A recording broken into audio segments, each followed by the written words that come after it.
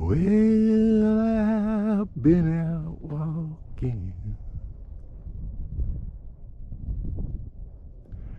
I don't do that much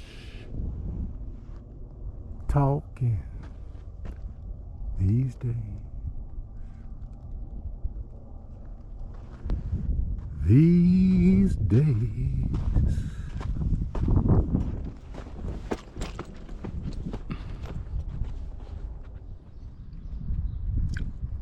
Hey, before I get on the road today, I want to give you a little bit of prologue. So, over the course of yesterday, Saturday, plus the early hours of the morning today, Sunday, I wrote some posts at my blog, verter.com/spill, that I was really proud of, that I am really proud of. Maybe about 4 or 5 of them in a row.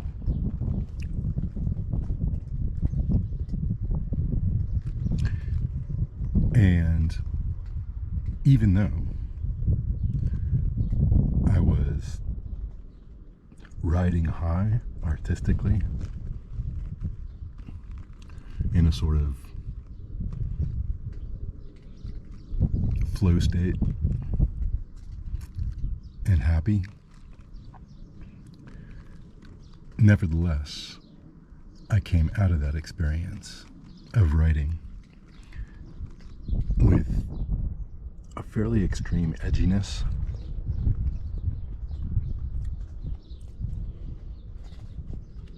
a desire to be out in the world. Now, back when I was a city boy, the kind of place I might go in such a mood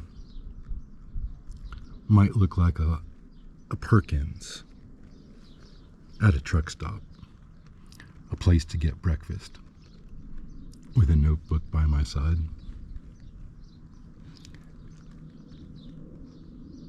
Or it might look like Javelina coffee down there in the holy land of silver. But I live in the sticks now. I'm a hick of the sticks now. And so, there is only one place to go. There is still one place to go. Let me sleep all night in your soul kitchen.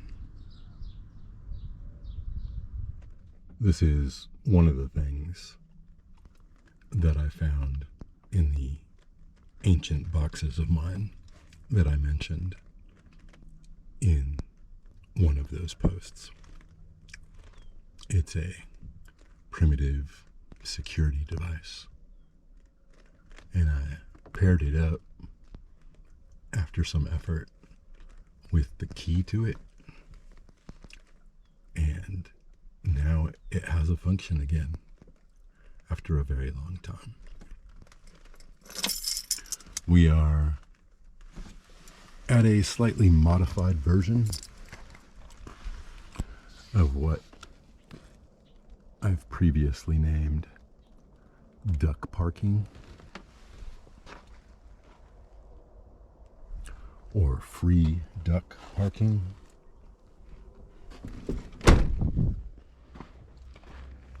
And the reason we park in free duck parking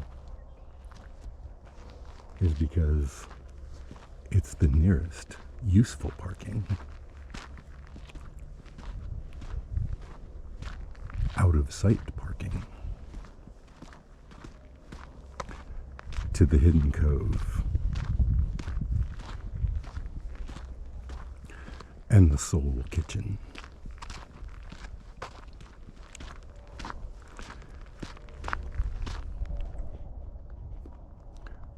off the pavement. Here's an interesting kind of thing. It's a deep hole that something dug to live in.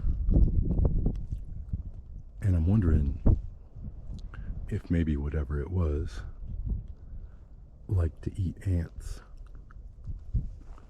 because there's the remains of an anthill just over the top, forming the roof of the habitation. Thanks, by the way, to today's sponsor, Anaprim Coffee. Anaprim.com. This isn't a real ad. This is an excuse to talk to you about a curious fact,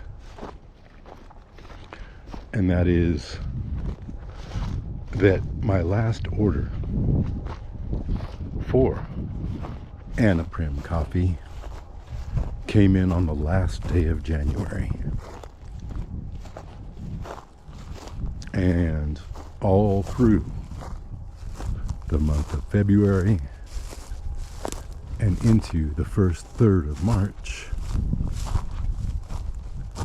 I haven't got a single order from any of you. I didn't necessarily expect any new orders from new customers, because those of you who have never bought from me doubtless have your reasons, and I'm inclined to respect that. But those of you who would be returning customers, people who have actually sampled the product, I understand far less well why I haven't got any repeat orders from you. So help me out. I'm not saying help me out by buying coffee. What I want is for you to help me out by saying to me in some way, comment section below or whatever, why you haven't ordered more. I think there could be a whole lot of reasons. One of them that occurred to me might be that you don't have a coffee grinder, and that it makes little sense to your brain to be spending top dollar on the best beans if you can't drink them without the fuss of going and finding yourself a grinder and the additional expense of finding yourself a grinder.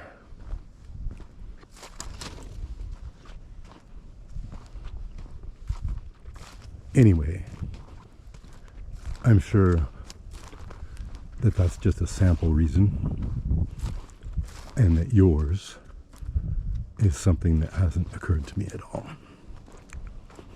So I need your help. I need you to explain it to me. Thanks. Hello, LaRue. I'm standing here for a moment for purposes of orienting myself, because right here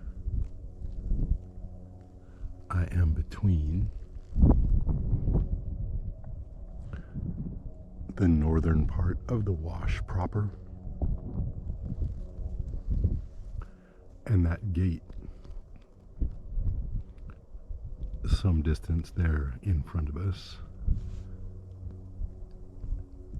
which is the first gate, the first very secure gate that prevents us from easily driving to the hidden cove up that way,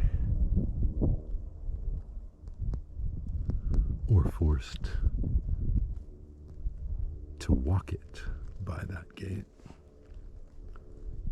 And as I've said before recently, maybe that's a blessing in disguise. In any case, I'm not going to put any effort into finding a driving way around that gate. When I can, just walk it and commit no misdemeanors in the process.